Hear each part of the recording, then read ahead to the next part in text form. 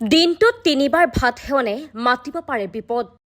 দিনটোত 3বাৰ ভাত সেৱন কৰিলে শৰীৰত সৃষ্টি হ'ব পাৰে গম্ভীৰ সমস্যাৰ। আপুনি দিনটোত 3 সাঁজ ভাত সেৱন কৰে নেকি?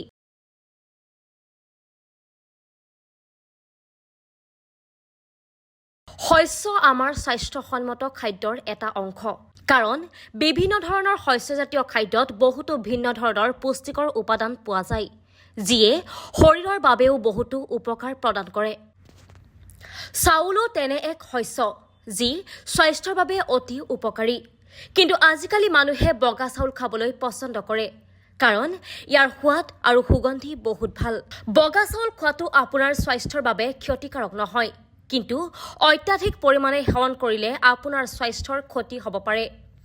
সেইবাবেই বিশেষকৈ যিসকল লোকে দৈনন্দিন চাউল সেৱন কৰে, তেতিয়া ই তেওঁলোকৰ শৰীৰৰ ক্ষতি কৰিবলৈ আৰম্ভ কৰে আৰু শৰীৰত বহু ধৰণৰ ৰোগৰ উদ্ভৱ হয়। আজিৰ এই প্ৰতিবেদনত জানো আহক, দিনটোত 3বাৰকৈ ভাত সেৱন কৰিলে কেনেধৰণৰ প্ৰভাৱ পৰিব পাৰে।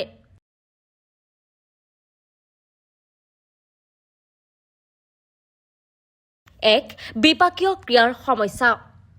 দৈনিক বগা চাউল সেৱন কৰিলে আপোনাৰ শৰীৰত বিপাকীয় তন্ত্ৰকে ধৰি বহুতো ভিন্ন ধৰণৰ প্ৰভাৱ পৰে।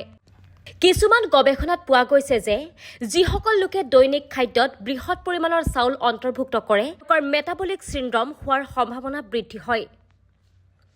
2, ডায়েবেটিছ। অতি কম সংখ্যক লোকেহে জানে যে দৈনিক চাউল সেৱন কৰিলেও ডায়েবেটিছৰ সম্ভাৱনা বহু পৰিমাণে বৃদ্ধি পায়। কাৰণ চাউল উচ্চ গ্লাইচেমিক খাদ্য আৰু দৈনিক ইয়াক সেৱন কৰি থকা লোকসকলৰ ডায়েবেটিছ ৰোগ হোৱাৰ সম্ভাৱনা বৃদ্ধি পায়। আনহাতে যিসকলৰ ইতিমধ্যে ডায়েবেটিছ হৈছে, দৈনিক চাউল সেৱন কৰিলে তেওঁলোকৰ তেজৰ চেনিৰ পৰিমাণ দ্ৰুতগতিত বৃদ্ধি পাবলৈ ধৰে।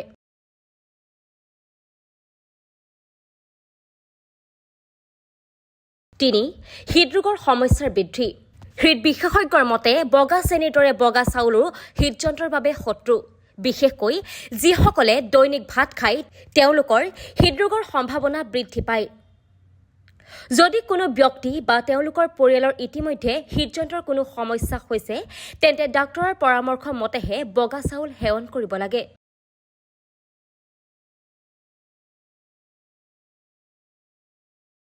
4, দ্ৰুত ওজন বৃদ্ধি। বগা চাউলত কেলৰি অধিক পৰিমাণে পোৱা যায় আৰু সেয়েহে যদি ইয়াক দৈনিক আৰু অতিৰিক্ত পৰিমাণে সেৱন কৰা হয়, তেন্তে ই আপোনাৰ স্বাস্থ্যৰ ক্ষতি কৰাৰ লগতে শৰীৰৰ ওজন বৃদ্ধি কৰাত সহায় কৰিব পাৰে।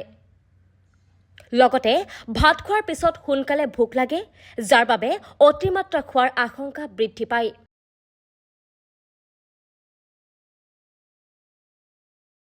5, কলেষ্ট্ৰল বৃদ্ধি। গৱেষণাৰ মতে দৈনিক বগা চাউল সেৱন কৰিলে প্ৰত্যক্ষভাৱে উচ্চ কলেষ্ট্ৰলৰ সৃষ্টি নহয়, কিন্তু দৈনিক ইয়াক সেৱন কৰিলে শৰীৰত কোনো ধৰণৰ প্ৰভাৱ পৰিব পাৰে, যাৰ বাবে শৰীৰত ট্ৰাইগ্লিচাৰাইড বা বেয়া কলেষ্ট্ৰলৰ মাত্ৰা বৃদ্ধি পাবলৈ আৰম্ভ কৰে। বিশেষকৈ যিসকল লোকৰ ইতিমধ্যে উচ্চ কলেষ্ট্ৰলৰ সমস্যা আছে, তেওঁলোকে খাদ্যত বগা চাউল অন্তৰ্ভুক্ত কৰাৰ আগতে চিকিৎসকৰ লগত কথা পাতিব লাগে।